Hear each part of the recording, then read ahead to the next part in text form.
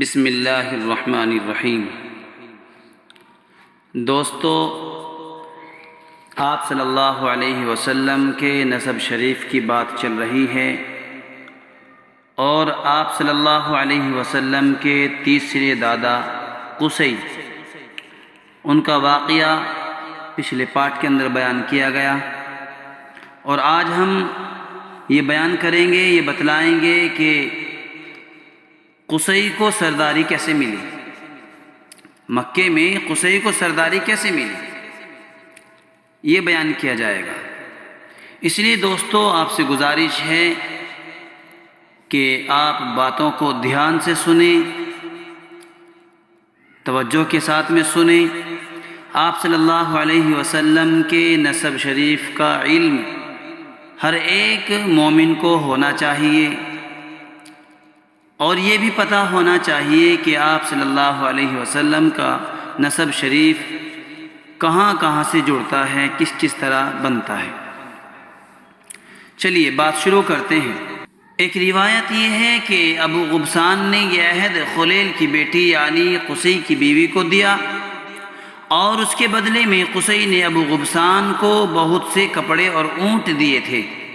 چنانچہ ابو غبسان بنی خزاعہ کا وہ آخری آدمی تھا جس کے پاس بیت اللہ کا انتظام اور مکے کی سرداری رہی۔ یہ روایت اوپر گزرنے والی اس روایت کے خلاف نہیں ہے جس میں کہا گیا ہے کہ بنی خزاعہ میں حلیل وہ آدمی آخری تھا جس کے پاس بیت اللہ کا انتظام اور مکے کی سرداری رہی، کیونکہ پچھلی روایت میں یہ مراد ہے کہ حلیل بنی خزاعہ میں وہ آخری سردار تھا جس کے پاس اخیر تک سرداری رہی، کیونکہ ابو غبسان کے پاس سرداری آئی مگر اس کی زندگی ہی میں اس کے ہاتھ سے نکل گئی۔ بعض مورخین کا کہنا ہے کہ ابو غبسان قصی کا ماموں تھا اور اس کے دماغ میں کسی حد تک فتور تھا، اسی وجہ سے قصی نے اس کو دھوکہ دے کر اس سے چند اونٹوں کے بدلے میں بیت اللہ کا انتظام اور مکے کی سرداری حاصل کر لی۔ یہ کئی روایتیں ہو گئی ہیں کہ قصی نے مکے کی سرداری شراب کے مشک کے بدلے میں لی، دوسری یہ کہ اونٹوں اور کپڑے کے تھانوں کے بدلے میں لی، اور تیسری یہ کہ چند اونٹوں کے بدلے میں حاصل کی۔ ان سب کو جمع کرنا اس طرح ممکن ہے کہ یہ سرداری ان سب چیزوں کے بدلے میں لی گئی۔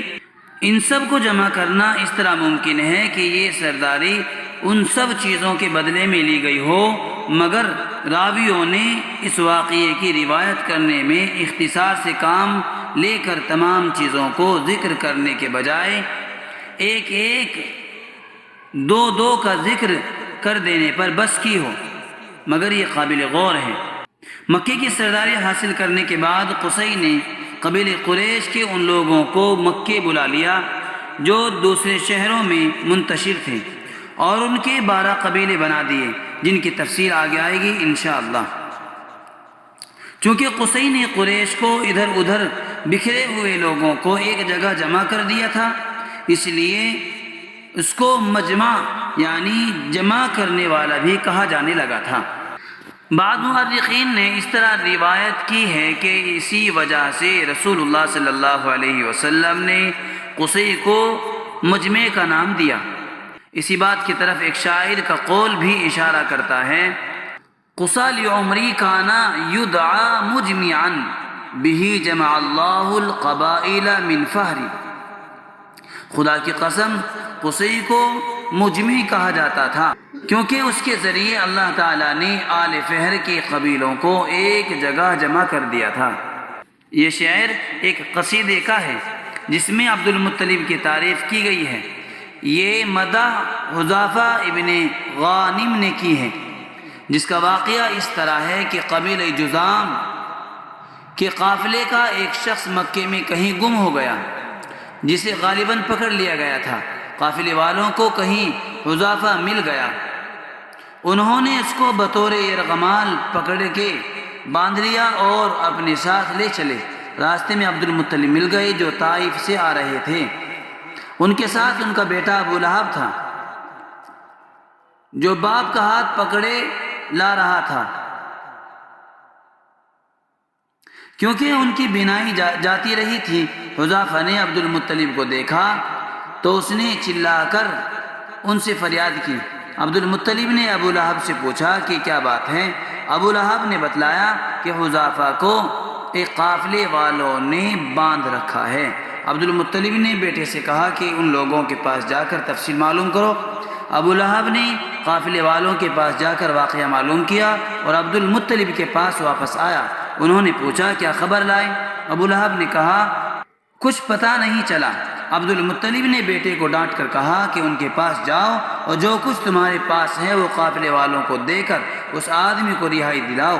ابو لہب دوبارہ قافلے والوں کے پاس پہنچا اور ان سے کہا تم میری تجارت اور مال و دولت سے واقف ہو، میں تم سے بحلف کہتا ہوں کہ میں تمہیں 20 اوقیہ سونا اور 10 اونٹ اور گھوڑے دوں گا۔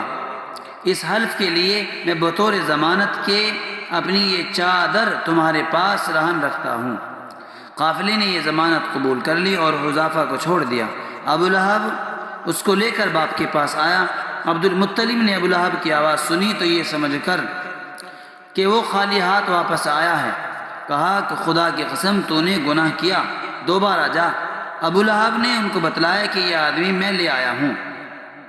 عبد المطلب نے تصدیق کے لیے حذیفہ سے کہا کہ مجھے اپنی آواز سناؤ۔ حذیفہ نے کہا میں آ گیا، آپ پر میرا باپ قربان ہو۔ اے حجاج کے ساقی مجھے اپنے ساتھ بٹھا لو۔ عبد المطلب نے اس کو اپنے پیچھے بٹھا لیا۔ جب یہ مکے میں داخل ہوئے تو حذیفہ نے یہ قصیدہ کہا جس کا پہلا شعر یہ ہے: بنو شیبۃ الحمد الذی کان وجہہ یزین ظلام اللیل کالقمر والبدر۔ شیبۃ الحمد کی اولاد وہ لوگ ہیں کہ ان کے چہرے رات کی تاریکیوں میں چودھویں کے چاند کی طرح دہکتے ہیں۔ یہ ایک بہت عمدہ قصیدہ ہے۔ یہاں یہ اعتراض کیا جا سکتا ہے کہ ابو لہب نے جن چیزوں کے دینے کا قافلے سے وعدہ کیا تھا ان کی ضمانت میں قافلے نے چادر جیسی معمولی چیز لے کر کیسے حذیفہ کو رہا کر دیا؟ اس کے جواب میں کہا جاتا ہے کہ عربوں کا دستور اور اصول یہ تھا کہ ان میں سے کسی نے اگر بہت بڑے معاملے کے سلسلے میں بھی کوئی حقیر چیز کسی کے پاس رکھ دی تو اس کے لیے یہ ممکن نہیں تھا کہ وہ اس عہد کو پورا نہ کرے، بلکہ وہ خود بھی اس کوشش اور جستجو میں رہتا تھا کہ کسی طرح وعدہ پورا کرے۔ اگر بہت بڑے معاملے کے سلسلے میں بھی کوئی حقیر چیز کسی کے پاس رکھ دی تو اس کے لیے یہ ممکن نہیں تھا کہ وہ اس عہد کو پورا نہ کرے، بلکہ وہ خود بھی اس کوشش اور جستجو میں رہتا تھا کہ کسی طرح وعدہ پورا کرے۔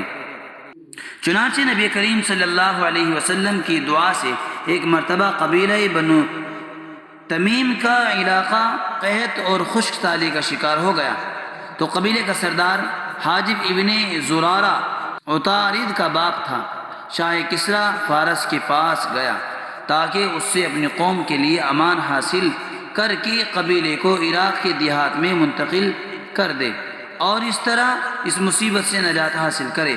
شاہ کسریٰ نے حاجب کی درخواست سن کر کہا تمام لوگ غدار اور دغاباز قوم سے ہو، اس لیے میں تمہاری طرف سے اپنی رعایا کے متعلق ڈرتا ہوں۔ حاجب نے یہ سن کر کہا میں اس بات کی ضمانت لیتا ہوں کہ میری قوم اس قسم کی حرکت نہیں کرے گی۔ کسریٰ نے پوچھا میرے لیے تمہارے وعدے کا ضامن کون ہوگا؟ حاجب نے کہا میری یہ کمان اس وعدے کی ضمانت کے طور پر رہن ہے۔ یہ سن کر شاہ کسریٰ اور اس کے مصاحبوں نے حاجب کا بہت مذاق اڑایا اور اسے احمق بنایا۔ اس پر بعض لوگوں نے کسریٰ سے کہا عربوں میں سے کوئی شخص اگر کسی وعدے کی ضمانت میں کوئی چیز رہن رکھ دے تو وہ لازمی طور پر اس عہد کو پورا کرتا ہے۔ فقط والسلام۔ دوستو، اگر ان تمام باتوں میں کوئی بات سمجھ میں نہ آئی ہو اس کے بارے میں کمنٹ میں ضرور بتلائیں، انشاءاللہ اس کا جواب دیا جائے گا۔